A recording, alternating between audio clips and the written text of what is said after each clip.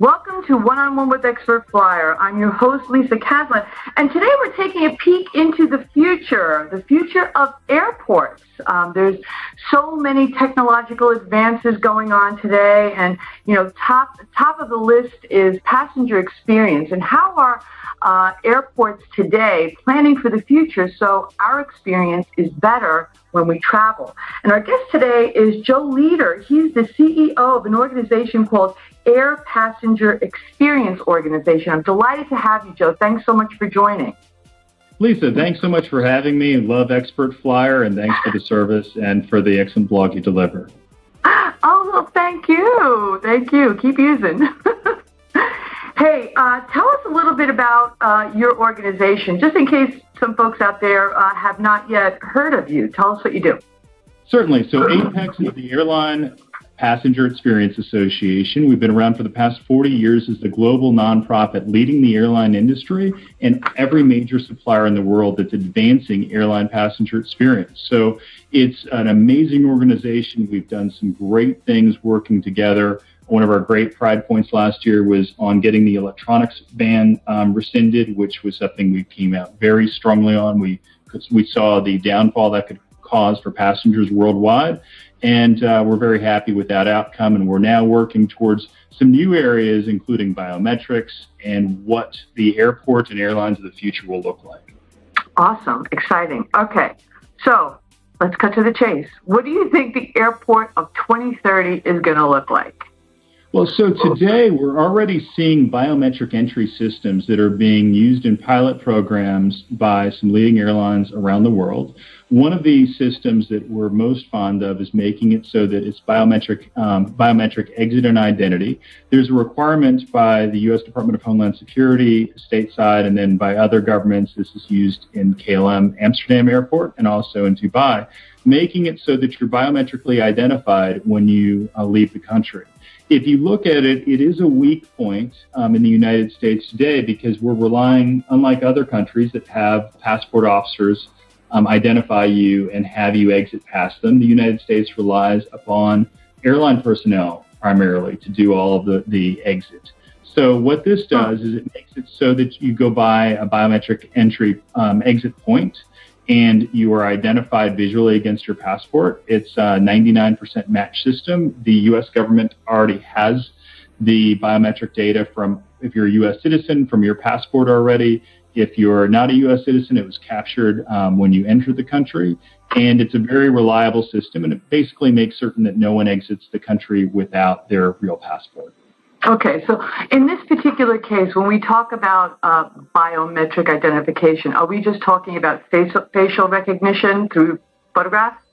Facial recognition is the universal standard that we see advancing across airports. In 2030, since that was your central question, we see a multi-pass scanner. So basically, instead of going through a single TSA checkpoint, if you can imagine going down a glass corridor, your face is identified. You no longer need your boarding pass in 2030. Wow. You are identified as you. You are cleared to enter the airport as you because they know that you have a flight within X number of hours, and you go straight through. So it really, if you look at some of the work that Delta, JetBlue, Alaska are doing in pilots right now, they're advancing this very quickly, and the airlines are very bullish on this new technology. Mm-hmm. I mean, there aren't too many airports that are utilizing this technology currently in the United States. There's a few, right?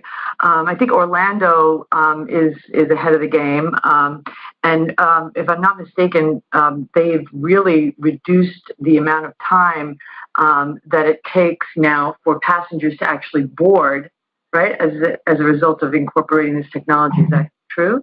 That's correct. So, for example, earlier this year, I flew from Atlanta to Mexico City on Delta, and I was biometrically identified by a machine as I walked through the boarding gate. In Orlando, that will be the first 100% biometric entry and exit airport, and it's because their new terminal in Orlando is centered around the passengers and making it so that there's a smoother flow, so it's a better experience for the hundreds of thousands of international travelers that come into Orlando every year. Very cool. I also heard another statistic that I guess it might be by about the same time, maybe it's 20 years, that the number of aircraft in the air is going to double, which is an astounding number. And I'm wondering if the time saving associated with this technology is going to work towards making that happen. Well, I think it's really important to look at your flow for passengers. So if you look at the greatest pain point for passengers, it's typically the security lines, passport control, and baggage claim. If weather incidents happen or they're irregular operations, then that's another area where you could see some difficulty. But typically, if you look at the areas where passengers have the toughest time, it's at the front of their journey, at the end of their journey. For example, airports know that for every minute that you spend in security, you lose interest in 2 minutes of shopping because it's taxing on you. So the airports are financially motivated to keep you as fresh as possible so that you want to do something enjoyable before your flight. Makes sense. All right. So how are planners and design architects blueprinting airports now? So they're eliminating that pain point and maybe others. Well, so the area that airports blueprinting, it goes around a couple of different areas. Number one is making sure that instead of a narrow funnel for coming into the country and going through security, it's a wider funnel. If you look at the airport improvements that have been done after 9/11, they're all about more and more banks and more availability, more automated systems. So that, for example, the trays, instead of having one person at a time go forward, you have the multi-lane trays where 5 people at a time can go up, put their items in at the tray, it goes through automatically, and so that you don't have the one infrequent traveler slowing down a group of frequent travelers. This is in place today at London Heathrow, Atlanta Airport, and airlines are really investing in this in all their newer facilities. Okay. So some airports now are actually integrating hotels within their terminals. Is that something that we should be paying attention to? Is that going to be a norm? Yes. There's, in addition to the norm of airports integrating hotels into the terminals, because you always have irregular operations. You have people that want to be there in the airport for their flight in the morning or to have a room nearby to rest if they're on a long international layover. But some of the areas that you'll see some really great innovations will be in nap pods. These are being used at international airports today, and they're beginning to be used, thank goodness. I mean, you can find these today in some U.S. airports on a limited basis, but they make it, for example, at JFK, they make it so that you can pay for a private space without having to get a hotel room. If you look at there are minute suites inside airports today that accommodate that, and for example, in the Atlanta airport and other airports across the U.S., and having private space where you can sleep and pay for by the hour, I see as a rapidly expanding marketplace. That is interesting. Well, how much do you think you'd pay for something like that? There are times where there's no limit to how much I would pay, but the most innovative use, I saw one of these pods in Las Vegas utilized in a mall because they figured out that they can increase for the couples that go shopping together, or for families that go shopping together, they can increase the dwell time by providing a private area of respite. And they were offering that service for only $10 an hour because it was supplemented, of course, by the mall. And I could see airports installing more of these areas where they would supplement it's cheaper than a hotel. And if you increase the utilization, it makes it a very good investment for the airports. I've also seen workspace pods. Yes. Those are cool too, and I would think that business travelers might avail. I mean, of course, they have the executive lounges, but this is another interesting alternative. Yes, completely agree.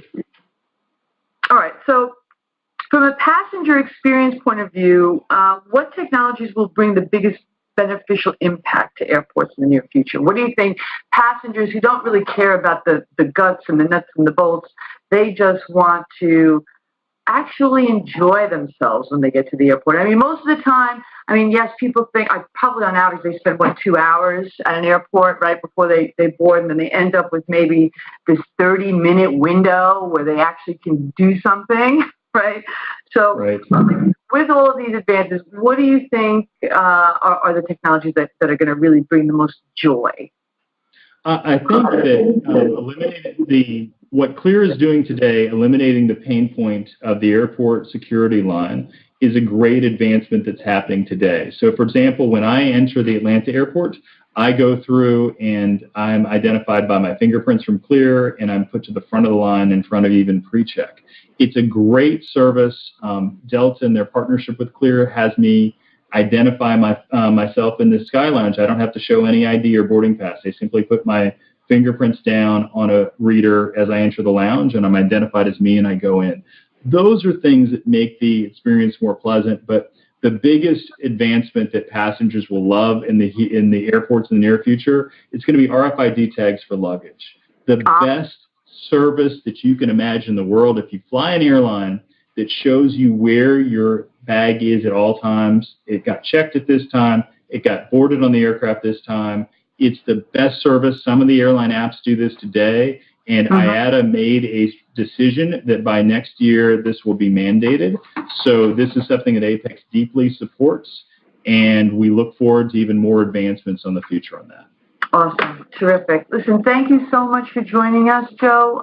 It was a pleasure having you, and we hope to catch up with you again soon. Thanks so much. I really appreciate the time, Lisa. Okay, take care. Thanks. Bye-bye.